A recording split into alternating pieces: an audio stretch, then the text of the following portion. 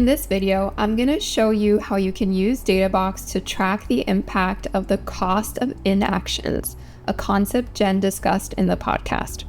We'll cover how to track metrics like close-loss deals and average sales cycles to measure the impact of COI, and we'll also explore additional ways that you can use Databox to track sales performance, like setting goals and creating dashboards to visualize your progress in real time. We'll break these concepts down into simple scenarios with easy to understand numbers, making it easier for you to apply them to your own sales process.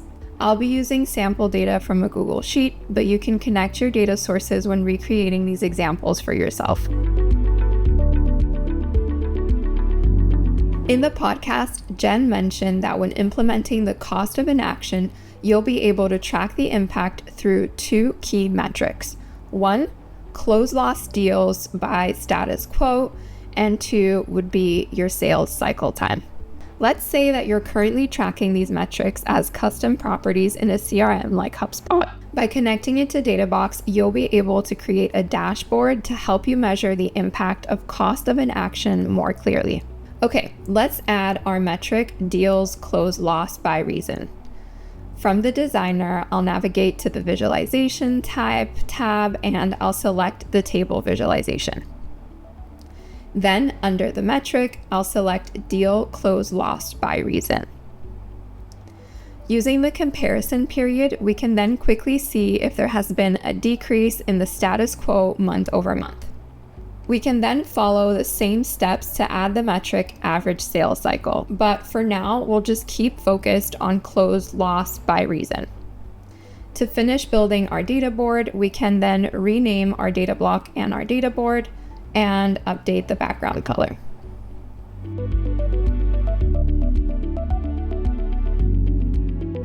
There are also plenty of other ways you could leverage Databox to track your sales performance. One way is by using goals.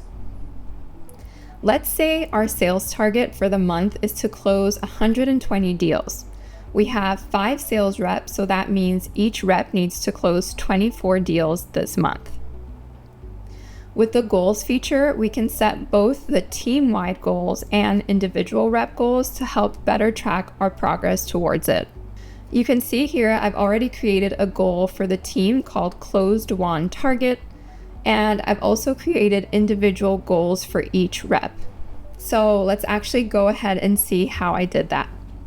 Looking at the goal, you can see that I've set the monthly target to 24 deals, but I can also break these down into smaller time frames like weekly or even daily targets.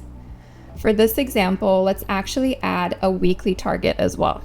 The targets are automatically adjusted, but if we wanted to, we could also input custom values. But for the purpose of this example, let's just leave this as is.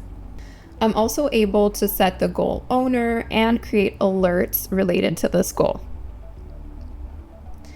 Here at the bottom, you can see that I have a few options when it comes to alerts.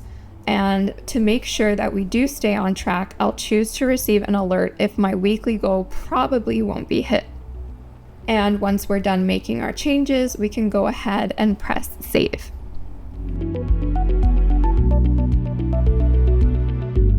A common sales use case is to create a personalized dashboard for each individual sales rep so that they can track their current performance and their progress towards their goals.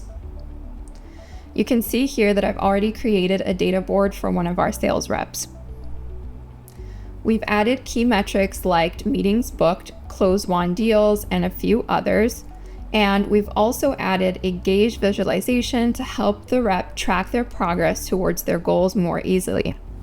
Since this data board and these metrics will be used repeatedly, rather than creating a new data board every time a new rep joins the team, we can create an account template. This will allow us to reuse this exact layout for every new hire without having to start from scratch. We'll name this template Rep Name Sales Performance, and we'll keep it visible to all users so anyone can use it when needed. Now, when a new hire joins, we can use this template to quickly onboard them and give them instant visibility into their performance. I hope this helped you learn a few ways that you can use Databox to help you track COI and your sales performance. If you want to dive deeper, check out Databox 101 to learn more ways it can help you make better decisions and improve your company's performance.